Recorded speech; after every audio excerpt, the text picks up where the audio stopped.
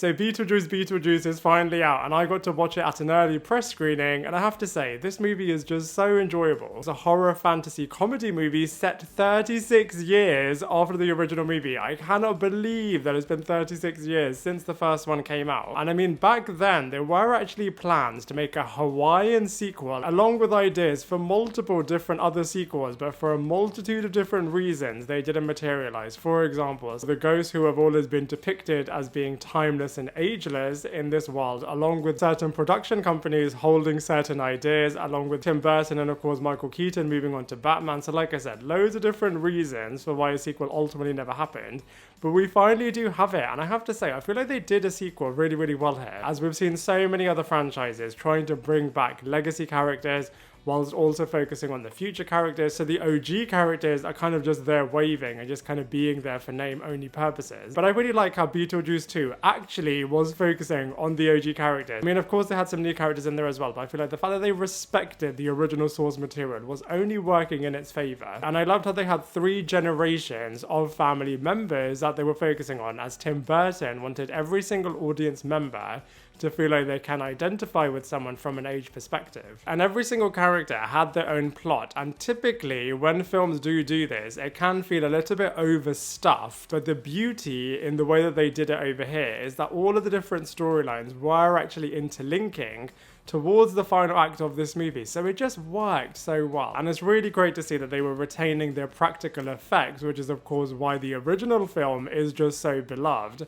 but also has got its pushing its boundaries as far as they can go style, whilst also having a bit of a modern facelift. So like I said, from a structural perspective, they did everything right. So let's go through all of the players now one by one. So I feel like Michael Keaton is absolutely incredible. The fact that he is just able to lift and shift the way in which his character was in the first film to this film, I just think firstly is just absolutely spectacular, and he just owns and steals every single scene that he is in. But just like with the first movie, he doesn't dominate it and he doesn't overstay his welcome. He's just peppered in this movie across whenever he needs to be there. And his larger-than-life personality is firstly so captivating, and then also just ties into the storyline in such a clever way. And I love the subplot that they've given this guy, kind of giving him a little bit of an origin storyline in terms of how did this character pass away, along with the fact of introducing his soul-sucking ex-wife, and she was actually a true threat. A little bit like Resident Evil, where they have bosses that kind of just go along with the storyline, as well as the Winter Soldier, always kind of popping in across the movie whenever he needs to be there to kind of give the characters something to deal with and to kind of slow them down and to have tension across this movie. So like I said, I feel like Michael Keaton's Beetlejuice was just used so well here. I think introducing this movie with Winona Ryder's Lydia Deetz character, who is just such a cult icon now, was definitely the best way to start this movie, and she pretty much is the central character in this film. I would have loved it if they would have explored a little bit more in terms of how she went from such an edgy teen character in the first movie to being a little bit of a nervous mother. I mean, you can obviously see some of it, of course, from being haunted by Beetlejuice all the time, of course, seeing dead people, but I just wish they would have explored it, and they do also tease the fact that her birth mother is alive. So I feel like in the third movie, they're definitely going to explore that. I think Jenna Ortega's Astrid Deetz was an absolutely perfect character, just fitted into this world really, really well. And I feel like it was really clever to make her very different to Wednesday, as it could have been so easy for Jenna Ortega to play a bit of a Wednesday-esque type character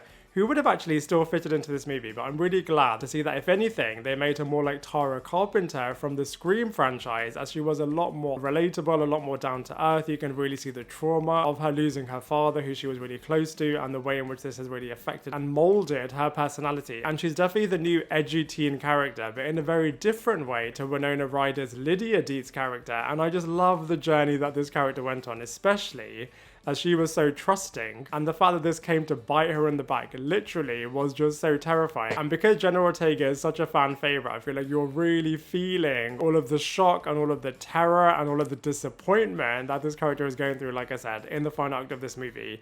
And so from that portrayal alone, I feel like she absolutely smashed it. I love what they did with Catherine O'Hara's Delia character. I feel like, if anything, she was even more exaggerated, even more cartoonish than the previous installment, but I feel like it worked so well, and every single one of her line delivery everybody in my audience were bursting out laughing, so I feel like she was really successful. And she was just such a cool character. I feel like she definitely balanced everything. From a tonal perspective, of course, she was the most incredibly self-obsessed person you've ever met, but I feel like she just owns it and just is not afraid of it. And of course, they killed off her on-screen husband because of all of the real-life scandals that the actor was going through. It was a shame that they didn't bring back the ghost, but of course, like I said, the actors have got a little bit older, and the ghosts in this world do actually stay the same age. I absolutely loved all of the cameo appearances. Seeing Danny DeVito in this movie was so good, especially as he was playing Penguin so notoriously in Tim Burton's brilliant Batman Returns film. And then we've got Willem Dafoe's Wolf character. I loved him. I thought he was really, really funny. I love the fact that he's the police detective, so he's trying to solve all of the mystery. But of course, this movie is more of a comedy, so I feel like they just changed the way in which a typical detective would be in this kind of a setting. And I love the fact that back in his human life, he was a B-level action hero. And there are so many countless characters now that have got this kind of portrayal.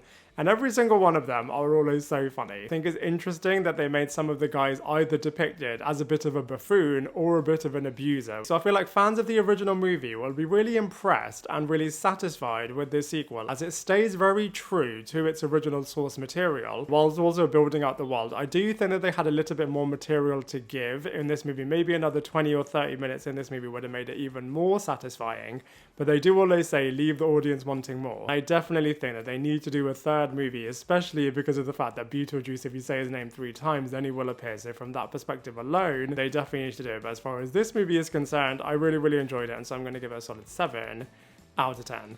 Now I'd love to hear from you. What did you think of Beetlejuice? Let me know your thoughts in the comment section below, and I look forward to seeing you in my next video.